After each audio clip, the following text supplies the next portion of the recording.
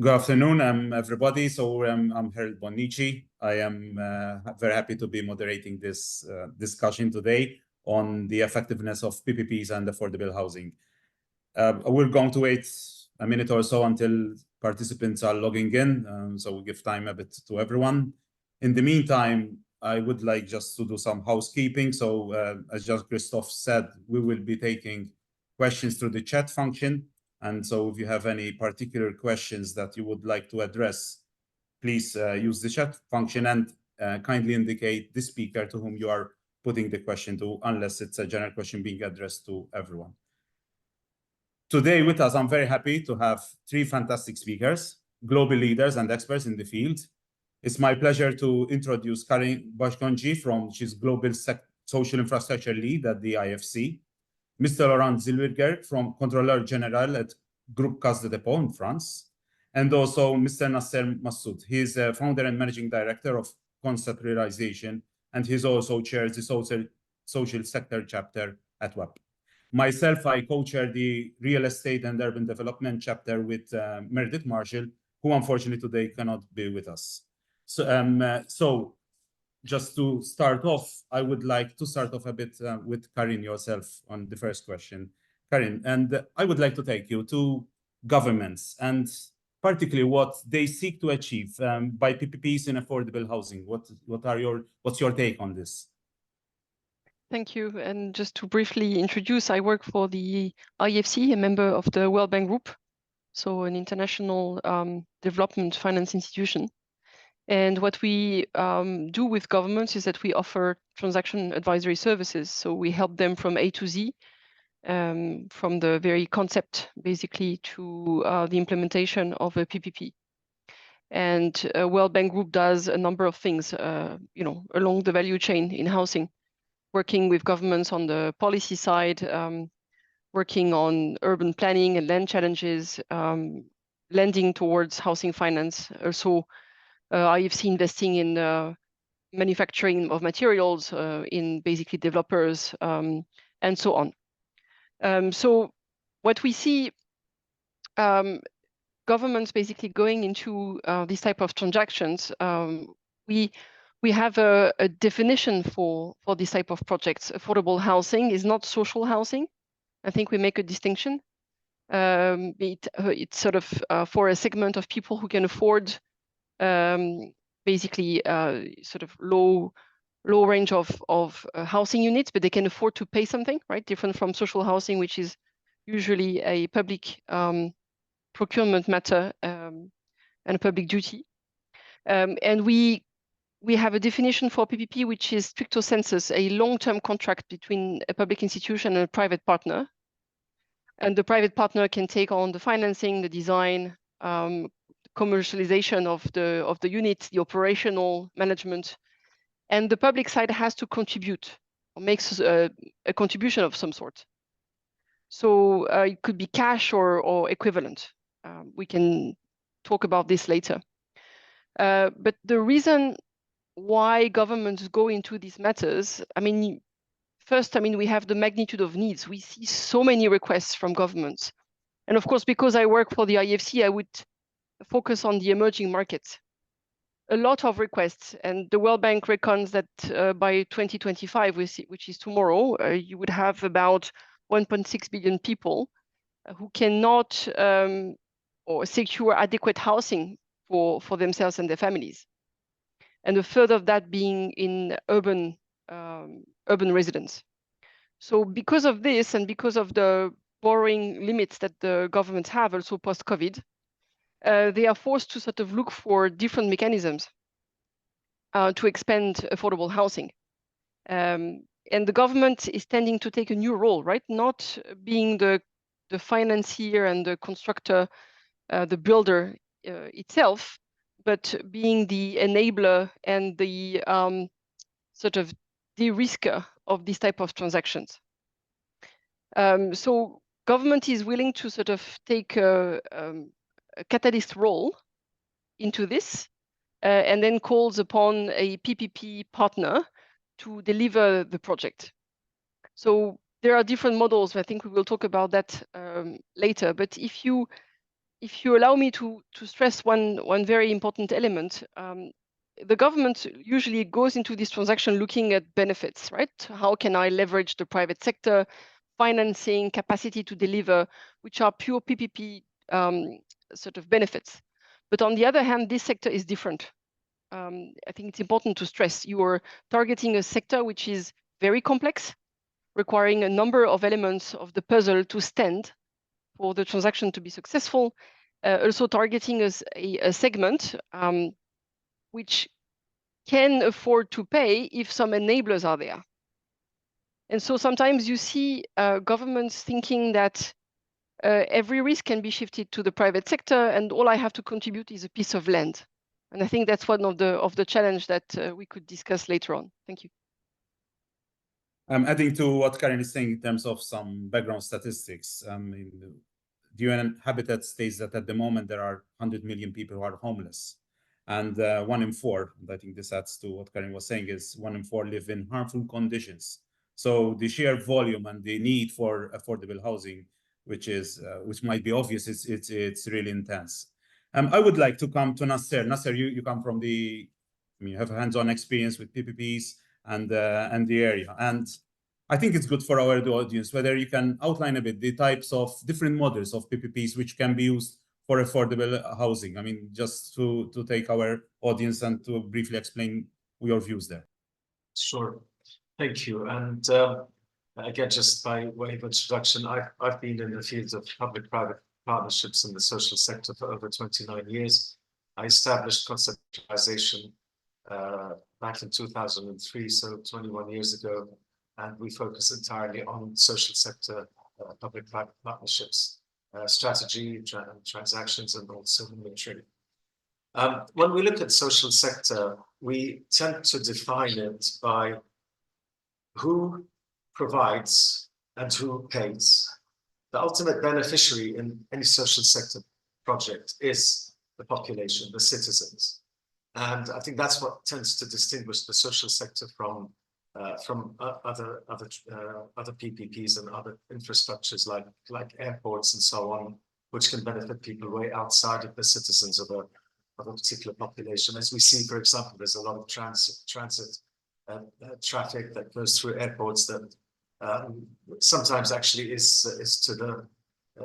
not beneficial at all to the local population. And we say, if you look traditionally, governments used to provide and governments used to pay for it. And the model that has been progressing is for the private sector to come in and step into the gap that the public sector leaves. So we see that in health, we see that in education, and of course we see that in housing, where because of either the lack of access, the lack of availability, or the poor quality of a particular service, the private sector steps in and then starts to offer that on a paid basis to the public, which of course takes away from the social charter and the obligations of the public. And that is, of course, evident in housing. Now, when you get to the kind of the lower end of the pyramid within social housing, you actually leave people homeless. That's ultimately what happens. And we see that evidently on streets in many countries. So the obligation then on the government is to start to provide. And of course, governments are dictated by their fiscal spending in terms of how much they can allocate to each of the sectors. And when it comes to housing, because in the end, it may not be a life or death issues such as emergency care, it tends to be neglected and kind of left for people to find their own way. So the public-private partnership model has really come in to try and spread that government obligation. So instead of having to commit to huge capital expenditures today to solve all the housing needs, they're able to work with the private sector to kind of spread that out over a number of years. And at the same time, to end up with an element of co-funding, because you can then, the government can then segregate the payments from the users, from the tenants, if we want to call them that, so that based on affordability, they can pay different rates and so on.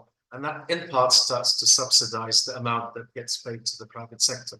So it kind of builds up this more sustainable model. Now, as with many of these things, it's easy to say and very difficult to implement. And to bring it kind of back to your question, what are the different models of PPPs? The crucial thing in any social and affordable housing project is the off-taker, who is ultimately going to be contracting with whoever provides. So, of course, in this case, the provider is the private partner. So the contract, the long-term contract with the developer between the public and the private is to provide the housing units. And we'll come on to some of the detail of that. But then for the payment, who is the off-taker? And there ultimately can only be two off-takers, either the government or the end user. Now, if it's the end user, that leaves the developer with a huge risk, because the collection and so on can be an issue, and evicting somebody who is in need for housing because they cannot afford to pay, not necessarily because they have the money and they don't want to pay, they simply cannot afford to pay anymore. Does create an issue, and is a social issue as well. So the models that we see are for the government to be the off-taker, with then an element of end user involvement. So we see one model where the government is the off-taker, so there's absolutely no qualms, and that gives a lot of security then to the developer. But this comes with various wraps around it. So for a start, what is the specification? What's the type of residence? Where's the location? And so on. All of this has to be defined by the government, preferably in a PPP in output terms, so that the creativity and so on of the private developer can actually be brought to bear, and they can come up with the most appropriate design for that. The availability of all the amenities around it has always to be taken into account. And when we come to talk about success factors, that's a key one, because you cannot build sustainable communities if that community is devoid of all of the amenities, the transportation infrastructure and the social infrastructures that need to be there, in addition to the homes and the dwellings. Then you can have another model where there is a user pay element. And of course, another important dimension of these structures is that the government needs to be the entity that selects who the users are. It can't be in the open market, because ultimately these are trying to address needs, and there would need to be a register of who is eligible, what the eligibility criteria are. We see in some examples where kind of it's a multiple of the minimum wage based on how much the government can afford, because if somebody is at the minimum wage, the chances are that they can't afford it, and therefore the government would have to subsidize more. And if they're at a decent multiple to the minimum wage, it may be that they can actually make the full payment. And in that case, the payment goes to the government, and the government uses that to pay its commitment to the developer. So when we talk about these models, we talk about the off-taker, and we talk about how the off-taker manages the flow of funds into the government, if the government is the off-taker, of course, so that it can manage that in a more sustainable way. Or it can be that the end user is an off-taker, but then that actually brings a lot of issues. And I think that they're the models that have traditionally ended up not really serving the objective, because when the end user is the off-taker with no guarantee, then you're really not addressing the lower end of the pyramid that really needs to be addressed in these types of schemes. I'll pause there, because I'm conscious you allocated certain time for each answer.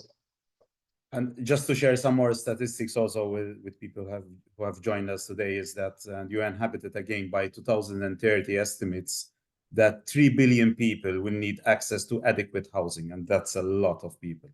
I mean, 3 billion worldwide, and compounded this with urbanization and, disparities at times between a property price index and, increase in wages and salaries. So one can join the dots about the demand and the pressures that we have. Laurent, and then I would like also to turn a bit to Karine, but Laurent, I mean, first and foremost, to introduce you, not that you need an introduction, but to briefly, outline yourself and CDC, Caisse de Dépôts. and the work you're doing on affordable housing. But particularly also a bold question towards you, Laurent, and to Karine. Do you see any benefits of PPPs in the context of affordable housing? Thank you, Herald. Just a quick word about the Caisse de Dépôts. The Caisse de Dépôts is the prominent actor in terms of social housing in France, and only in France, I mean, by two ways. The first one is that we finance social housing bodies at local level, and we also directly have one of our subsidies, which is the major one, which offered affordable housing. To give you one figure about how we act in France, 1 in 4 or 5 housing in France is owned by the Caisse de Dépôts and built, financed by the Caisse de Dépôts. So we are a major actor, and we do it through, and it's important to say it, through savings. That means that popular savings of France are centralized at the Caisse de Dépôts, and this large amount of money, which is broadly around, let's say, 340 billions of global assets, is used at 90-95% for loans for social housing and affordable housing. But I would like to end out what I would like to say by maybe three points. The first one is you all remember the theorem of Helmut Schmidt that the benefits of today are the investment of tomorrow and the employment of after tomorrow. Today's housing is a lack of investment. The lack of housing is today is the delayed and expensive housing tomorrow and social crisis the day after tomorrow. And this is why it's so important to work on affordable housing. Having said that, there are two problems in affordable housing. The first one is affordable, and the second one is housing. Affordable is a major issue not only in southern countries, but it's lots of northern countries, or what we used to call the developed countries. It is the first part of the budget of the household is for housing. Around 1/3 of the budget of one household is for the housing. This is for the people who are not the least well off. For people who have the most difficulties, housing is probably between 40 to 50% of the global budget. And the second point is when you need housing, you need building, and you need to build that. What are the figures today? And I look at the figures just before joining this panel. New York, in New York City, more than 200,000 housing is needed today, and it will be around a little bit less than 600,000 in 2030. In 2022, the current pipeline in New York City is 80,000, when we will need in 2030 around 600,000. In France, the global value chain of the housing is prepared for building 400,000 for the whole France. In 2024, we built 250.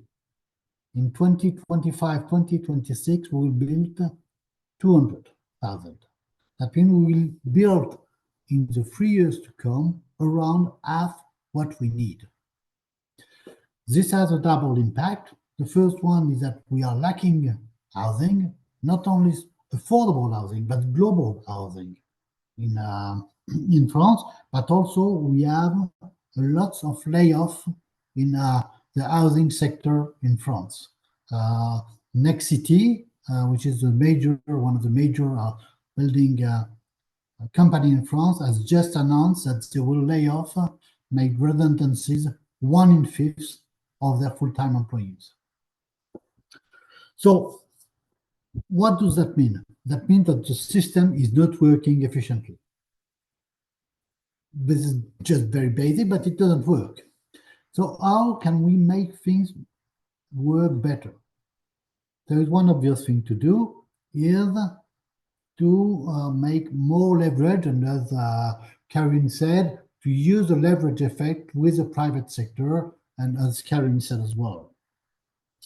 Because public sector or public government, they do not have the means, they do not have the money to finance directly.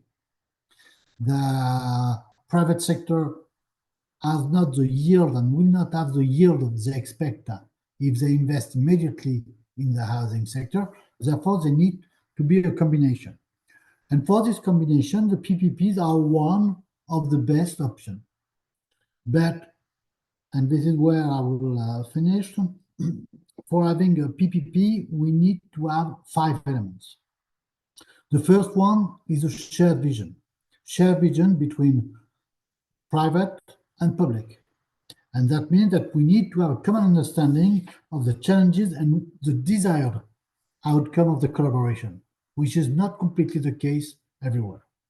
The second one is, Karine said it or said a word about it, is the clear roles and responsibilities. We need to define roles and responsibilities of each of the partners and exactly what we expect of. The third one is trust and communication. As it has been said, the worst thing to do is to say, okay, I put the money and then you do it with the money I give it to you. And this is the worst PPP you can ever have, because it will not work and it will not produce a good effect. The fourth is the long-term commitments. And for having long-term commitments, you have it on the public side, but sometimes you don't have it on the private side for many different reasons. One of the reasons is because there is a financial pressure for the companies to have short-term results. And the last thing is that you need to have metrics and evaluation. And you need to agree beforehand on metrics and evaluation. And for that, you need to work on a collaborative way to define it before you launch the PPPs. And I will finish on by saying one thing, is that what we don't do today, we will have to do it tomorrow because of the climate crisis. And tomorrow it will be more expensive than today. Because if you don't do the work for, let's say, energy efficiency today, if you do it in 5 years, in 10 years from now, you will have not only to pay for not having to do it in the 5 or 10 years, but also to pay for the effect of not doing it during 5 or 10 years. And this is why it's so important to focus on this issue. Karine, I mean, adding to this question, I mean, we've outlined the kind of benefits that the PPP model could derive for affordable housing. But as with anything in life, there are risks and challenges. And so when it comes to PPPs and affordable housing, from where you stand, which are the main risks and challenges that you see particular to PPPs in the context of affordable housing? Yes, thank you. And I think Laurent drew a sort of very compelling pictures in mature markets. So allow me to stress on the emerging markets where the situation is even direr. So you have also governments who have less capacity to invest, right? We heard about the tremendous capacity of the Caisse de Dépôts. In emerging markets, you rarely find such a capacity. So, on the benefit side, the government in these countries really need to partner with strong and qualified developers. But they, on the other side, the sector lacks the enabling environment, the factors which would allow these transactions to succeed. So to give you a clear picture, IFC, so the Transaction Advisory Department, helps right now, at the moment, 7 governments, 7 countries to deliver very large-scale affordable housing programs. We have, to date, we've been doing that for 12 years, but we have succeeded and completed only one of these programs in a very large state in Africa. Sorry, when I said Africa, I meant India. Apologies for that. Odisha, Bhubaneswar. So very nice program. But all the other 7 ongoing mandates we have are striving. We have a lot of difficulties, and it's not a lack of commitment from the government or from the IFC to support. It's simply because, as Nasser was saying, these transactions are extremely complex to deliver. So if you focus on the transaction itself and you don't consider the overall sector environment, then necessarily you will fail. I think this is the biggest challenge. The transaction in affordable housing is only one piece of a larger puzzle, and this puzzle needs to stand for that transaction to succeed. Let me give an example. Nasser drew the picture of several models where the role of the government can be less or higher. But if you ask the private developer, a qualified developer, to take some level of demand risk, meaning asking or waiting for the affordable segment to pay for either the purchase price of the unit or the rental. It means that you rely upon financial institutions to lend to this segment. So you expect that some strong financial institutions of your country are ready to lend at affordable rates to this segment. Or you have some subsidies in some shape and form ready for them to invest. Unless this is taken care of, the transaction cannot succeed. And most of the transactions we see when the governments address us, they have lots of ideas on the supply side. I have a good land plot, which is good, right? Sometimes it doesn't work, but I'm ready to put the trunk infrastructure in place, which is good also. I'm ready to give some benefits in terms of lifting some regulatory requirements or lifting some duties. Fine, all of that on the supply side. But the demand side equally needs to be supported. And that's usually one of the weaknesses we see. Another striking example, for example, you would say, well, let's not go into selling the units, but let's go into rental, right? A number of governments in Europe have devised huge affordable housing schemes on that basis. Well, then it means that either you expect a developer to take that role, the role of managing, holding the assets for the length of the contract, 20, 25 years or longer, and to then manage these assets, rent them, and manage them operationally. And this in emerging markets is very rare, that the readiness of the private sector is there to do that. Or you expect that the government would set up this institutional capacity to hold the assets and rent them and manage. This is very difficult. Lately, we've been working with the European Commission and with the Ukraine to try to see what happens after the war, right? Basically, affordable housing needs are tremendous already today. This capacity is not there. It needs to be set up to then be able to deploy the services. And it's not, it doesn't happen from one day to the next. So I stopped there. I hope I didn't draw too, darker picture, but these challenges are there and must be considered before entering into programs. Nasser, I mean, I'd like to come back to, you have hands-on experience in the field from a market side. And in your experience, do you have an example of a couple of which you deem to be success stories in the sector, PPPs and affordable housing? And perhaps to our audience, you can outline a bit of a background on this. Yeah, I mean, the social housing as delivered by governments, there are many examples across the globe, and in particular post Second World War, where countries like the UK and various European countries and so on did a very, very big program in that. I think when it comes to the involvement of the private sector, and in particular in the form of PPPs, there's two that come to mind, and I believe both were IFC-led projects. Maybe not. Karine can tell me.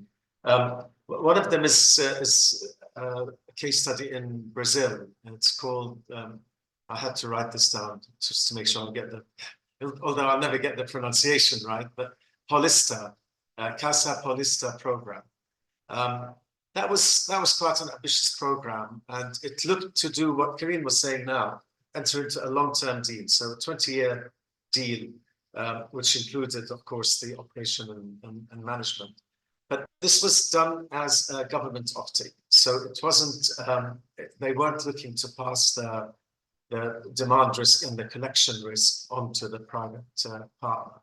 But of course, having a 20-year management contract means, or operating contract rather, because usually in building management, we tend to talk about the whole tenant side of things and bringing the tenants in and collections and so on. So the operating side, one of the things that is very difficult to police is how do you assess whether the private partner is meeting KPIs when a whole load of things can go wrong because of misuse, of vandalism, and all sorts of things. So, you know, one of the fundamental things that we look at in PPPs is setting KPIs that then the private partner will be obliged to meet. And in a situation where you have, I mean, in this case, it was over 2,000 housing units, there's a lot of piece on that. So that was one of the challenges. The project was really targeted at families earning around up to 6 times the minimum monthly wage. I mentioned this earlier in terms of how the beneficiaries get selected. And this ended up really being more of a popular niche because the people who are earning below, and in Brazil, there's a lot of people that earn below 6 times the minimum wage, were left uncatered for. So, you know, was it a success? Yes, it was a success in the sense that it managed to deliver units to the defined beneficiary. But was it a success in terms of solving a housing problem? I think the jury's still out on that because you've left a whole bunch of people who are really needy without that. But I mean, I was looking at the benefits, the pluses on that. It did cater for that population. It did result in a framework that actually put in a way the risk in the right place, with the public side taking on the risk of bringing in the land, defining the beneficiaries, so that it's not really the private side that's aiming to define it.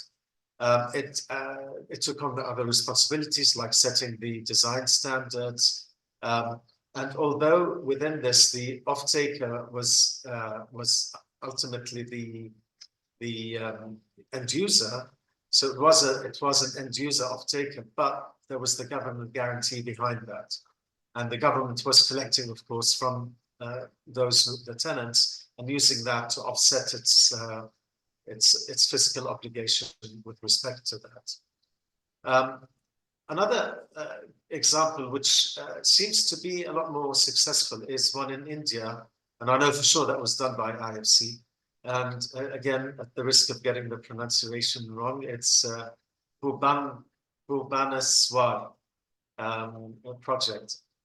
This one was structured quite differently, and it's kind of typical of how we see these kind of projects structured in India, I have to say, where you kind of bring in some private sector benefit to the deal. So you kind of throw in an enticement, a commercial enticement. And this one came in the form of, there was a huge land plot, and about 2/3 of it was going to be developed for affordable housing and to be essentially given to the government free of charge. But then the sweetener to that was 6.5 acres of land on which the developer could build commercial homes, residential homes, and commercial properties. So that meant that developers could come in and really look at the commercial play within that. Now, that's quite similar to schemes in the UK under what's called the Section 106, where you give planning gain in return for a social benefit. So we see it, for example, in some of the inner city developments where the regulation is for, say, ground +3, G+3, and the local authority would allow the developer to go to G+10 or G+12, but in return they would have to do something back to the city. They can create a park and open spaces. They can create social housing. They can create, so they get them to invest in some other things in return for getting that commercial gain. And one of the biggest tools that government has is planning. You know, with the authority that you can give to the authority rather that local authorities have to decide on zoning, if it is exercised in the right way and for the public benefit, it can actually result in very significant benefits to the community and to the society. So this project was done, it was actually an 8-year development agreement. So it was, there was no expectation of any additional management on top of that. The housing authority there took that on board. Now, what this meant is that the housing met the needs of the lowest income category, which was a big tick in terms of, if you compare it to the Brazilian example. It actually ended up with an overall cash surplus to the authority, and it gave it steady revenue as well, which was tremendous. It brought in, let me check, the figure was $67 million of private sector investments into the scheme. So in terms of mobilizing private sector capital, one of the KPIs of the IFC, it achieved that. So again, that was, you know, at kind of more than one level went well, and enabled you to achieve a level of affordability that was well below market prices. So yes, I mean that two good examples, I think, that kind of illustrate different modalities of or structures of PPPs and affordable housing. Thank you. Laurent, I'd like to pick your brains a bit on your experience on both as a long-term investor and you know, in Dépôts. And in your experience, how can PPPs address a shortage in affordable housing? Which, let's face it, I mean, the demand is obvious, but how can a PPP, you know, address this shortage? Well, first of all, it's obvious that PPP is not the answer. PPP is one of the answers, and so it will be it's important to keep that in mind. The second point is PPP can be efficient if we tackle 3 main obstacles.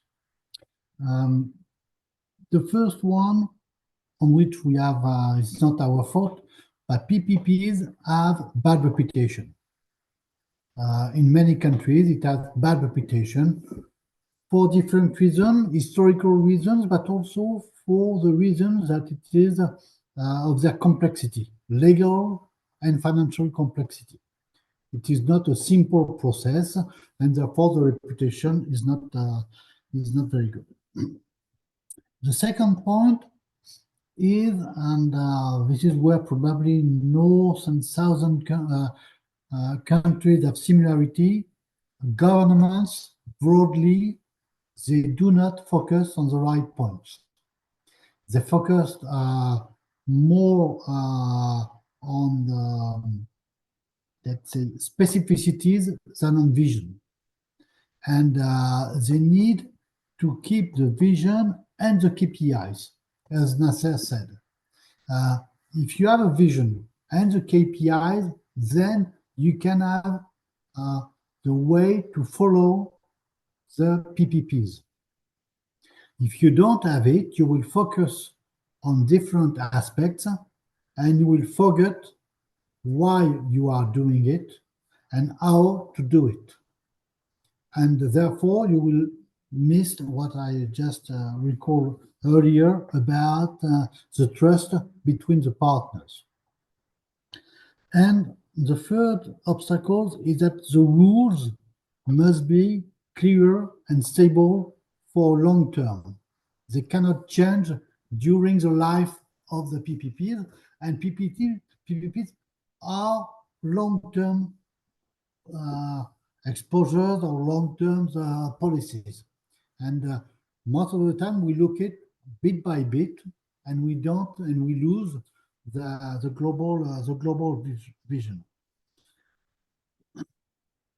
Why it is one of the useful tools. The first one I just said is because you combine the ability of the vision of government for the long term and the ability of the private sector to finance immediately, and therefore you can weather the debt and the financial debt of the government for many years, and this is a key. The key aspect. The other point about why PPPs are one of the solutions is because governments or publics, let's say, when I say government, I mean also local authorities, as Karine said, they can offer or bargain land, but also everything which is coming with the housing. Having housing in the middle of the desert is quite easy, but nobody will go there. You will need to have ways of communication. You will need to have shops. You will need to have life, and therefore it's important to bring in a global vision, and you can bring this vision not only by land offering, but also by fiscal incentives and other things. But for that, you need to have an holistic views of what is housing. It's not too. It will be too simple to think that affordable housing is only to give a roof to people and to homeless people. That doesn't mean, of course, that we shall not tackle the issue of the homeless, but thinking about housing is not only about giving walls and roofs to people. Thank you, Laurent, for that and for the entire explanation. I think another aspect is quite obvious, at least to me, from affordable housing is the roles of NGOs and non-profit organizations, like housing associations and things like that. And Nasser, I'd like to put this across to you. And what role do you see these kind of organizations play in this field, if any at all? Well, of course, I mean, the NGOs and not-for-profit organizations have played effective roles in different parts of the world in providing and sustaining housing. But to the best of my knowledge, none have done them as a public-private partnership per se. I just haven't researched it enough, but I don't think any of them have done it as a long-term, the definition of PPP that Karine gave earlier. But there's nothing stopping them from doing that. And I think it can be very beneficial, in fact, if NGOs who specialize in this type of thing would actually contemplate doing it as a public-private partnership, because they have the interest in providing housing stock to people who are needy, to the vulnerable, and so on. And I think if they can start to structure the arrangement with governments such that it's a long-term arrangement, then it's going to be that much more sustainable. Because providing housing or grants or funds for housing that can get built, and that's the end of the involvement of the NGO, is one thing. The longevity of that housing stock is always questionable. When it comes to issues like maintenance, like the management of them, like all the safeguards you need for vandalism and abuse and so on. Whereas if you actually had a mechanism where you have an operator that is committed in the long term to staying on board, then that would be even more positive. And I think it can also be structured so that it's not just a grant, and it is some kind of fiscal commitment with the government at much more affordable rates to the government. At least then there is some element of commitment both ways to making it happen at the end of the day, when we structure these PPPs, one of the things that should be at the forefront of our minds is to make sure that they result in sustainable infrastructures and sustainable services. And we've seen all too many times, schools programs, for example, which have been built as aid funding, in refugee situations and so on, to fill a gap in a shortage of schools. It's only a matter of even a few years, 5 or 6 years, and that asset is really run down and needs a major overhaul. Whereas if that same money was to be put in place to structure this as a public-private partnership, chances are you're going to get a good 20-25 years out of that asset. Thank you. Just in terms of housekeeping, I mean, we're already in nearly 50 minutes in the discussion, so I mean, time flies, as I say. But I have to say, Herald, I'd be very interested to hear Karine's view on what I just said. Please, Karine.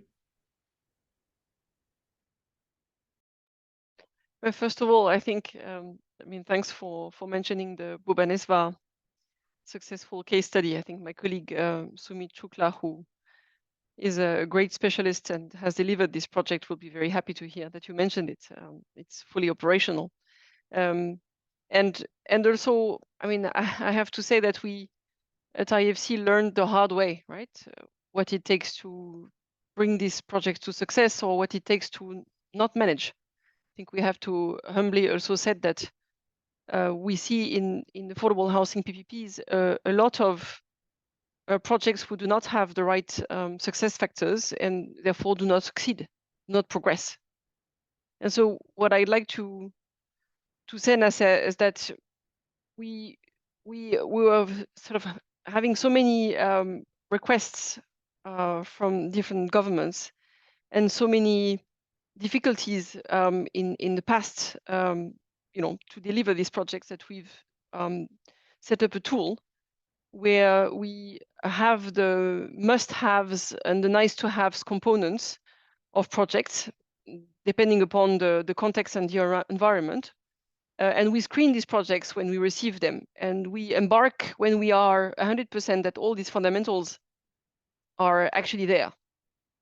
So we do not take lightly, embarking on a new affordable housing mandate. And no matter, if there is some NGO component or some support from non-governmental organizations, we really look at the strictly fundamental market elements of these projects. Because I think what you said is very correct. It has to be sustainable in the long run. You cannot just devise a scheme where you know that it will work for the next 3 years, but there's no certainty going forward. You're talking about people moving in and living their lives there with the families. So we have this tool, and we make sure that we select the right projects. And unless we are, absolutely adamant that the fundamentals are there, we discuss with the governments what else should be there. We bring in the World Bank, we bring in our upstream department to try to fix these fundamentals before we embark into a transaction. So I just reacted to Nasser's prompting me. Let me know if I left anything unanswered. I mean, this is the spirit of a chat. I mean, a panel like this one is more of a chat, and to share everybody's views with our audience who's been kindly listening to us. Time is starting to press a bit, and it's a webinar. It's good to try to keep it as concise as possible. However, I mean, I'd like to address this to all of you, and perhaps I'll start with Laurent, and then we can take Nasser and Karine. And my question is, going forward, I mean, I would like to take you and look at the strategies and what can we do to enhance the strategies. We've heard about the potential pitfalls, the risks, and the challenges, and the opportunities. Finally, we know that there is a demand for housing, and governments will never have enough funds to fund every housing. So, and PPP is another tool. So, sure, we recognize that. So, going forward, Laurent, perhaps I'll start to pick your brains a bit on this one. What strategies do you think that can be done to enhance the PPPs for affordable housing? What are your views on this? And then I'll take Nasser and Karine. First of all, I think that we need to know that, yes, we can. we can tackle the issue of housing. We can progress very largely on this issue, and this is not only a nice to have, but a must have for globally all our countries. And for doing that, I would say that we need 4 things. The first one is education. Education in terms of financial education, of not rejecting and not keeping the vision of we have of let's say the Thatcherite and the Reaganomics of the PPP for housing. Things have changed, and we are able to create tools for that. The second thing is clarity. Clarity, that means that we need to be very clear of what can be done and who shall do what for building, and we had a discussion at the beginning of the off-taker and the end user. It's a very complex sector, and for this we need to have lots of clarity of the difference between these. The third one is focusing. I say it earlier that government most of the time is not focusing on always on the right things. They are mixing things, and for having a good cooperation, you need to know who is doing what and who is focusing on what. And the last thing is one point that we didn't discuss, but which is key.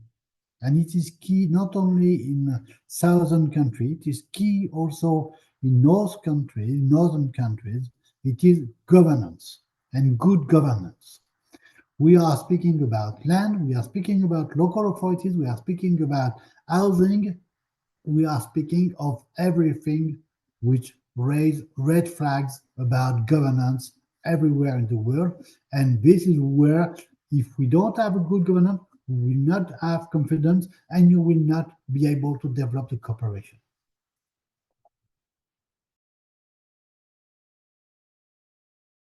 Sorry, I was on mute, so apologies. Nasser, your views on ways we can enhance the strategies for PPPs and affordable housing, and then to Karine also. Yeah, I mean, I think first and foremost, what the government needs to work out is how does it entice the private partner to come in. And when we're not necessarily talking about philanthropy here, we're talking about commercial entities that want to come into such a scheme. But it has to make it interesting financially, and it has to make the risks palatable. And using the key principle of risk transfer, that there are certain things that you would struggle to pass on to the private partner. So the government either being the off-taker or the guarantor of the off-take is fundamental. And I think without that, it's very difficult to bring the private partner to the table. If they want to be in the open market, and they can be in the open market, yes, you can give them free land, you can give them all sorts of facilities, but in the end, there isn't a developer out there that's going to build something, especially when it's built to suit a very specific client base, because these kind of units may not be able to be sold on the open market to the wealthier people. So that's very important, actually understanding the role of the government in all of this. One of the things Karine always says, in the public-private partnership, there has to be a public side. And quite often when we sit with governments, right, Karine, they're kind of thinking that there's nothing the public needs to do more than just give land. And there is actually, there's quite a bit more. I think the other thing is the government to see its role in policing the whole thing. So yes, coming up with the beneficiary criteria and so on, and communicating that so that people don't feel aggrieved, and you end up with riots and people kind of taking action against the development because it's not addressing their particular needs. That this is something that is important, the whole communication behind it. Looking at ways in which to make sure that people respect that development. And we've seen, for example, the rent-to-own type developments have tended to result in people looking after the properties in a much better way because they now feel that they're on a path to owning it, as opposed to just being temporary, that on a temporary basis, and then potentially moving on. Of course, that rent to own or ownership of these properties adds a big complication, because whenever you're selling something to somebody on something below market price, what you need to safeguard against is what we call in real estate flipping. So they buy it for cheap, they sell it at the market price, they go on a nice yacht cruise or something for the money, and then they're homeless after that anyway. And you know, the government of Hong Kong, the Hong Kong Housing Authority, implemented a very effective way in that the only way you can sell that property is to sell it back, and the same price is determined by the initial purchase price. So your chance of making this phenomenal arbitrage money in the sale by just is not there, because ultimately these are designed to create homes for people who need them. There's a few more, but I'll stop there.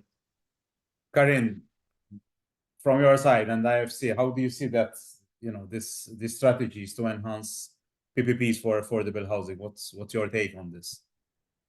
We have very heated debates and discussions how to make this happen between the World Bank colleagues and IFC. That's why right? we kept you for the last on this one. So, I mean, there could be multiple answers, but I would pick on what Laurent said. Don't forget your vision. That's what I would say to a government. What is it that you want to achieve? Because if you all you want is to get a concession fee from a land plot, then try to do some other business. It doesn't work this way. So what is it that you want to achieve? Screen the value chain for affordable housing really systematically. What does it take to attract the private sector, to have a sufficient demand at affordable rates, and to have this project succeed in the long run? Once you've screened all these elements, have a very strategic approach to each of them, so that you not only unlock a few transactions for 2,000, 3,000, 5,000 units, but you have a sector-wide approach and you're able to scale what you want to do. So this is what we are telling governments. You need to basically have a policy side, regulatory side, and a transaction side, all of that together. Talk with the private sector, try to understand their perspective. What does it take to have qualified operator be attracted by the projects that you have to offer? And once you have done that, I would pick on what a colleague of the World Bank was saying. I found that quite interesting. Well, she said you have many more projects which we would call public-private participation, broadly defined PPPs, which succeed, and very few PPP stricto sensus, right? The way I define that, long-term contract and so forth, because of all the constraints we discussed.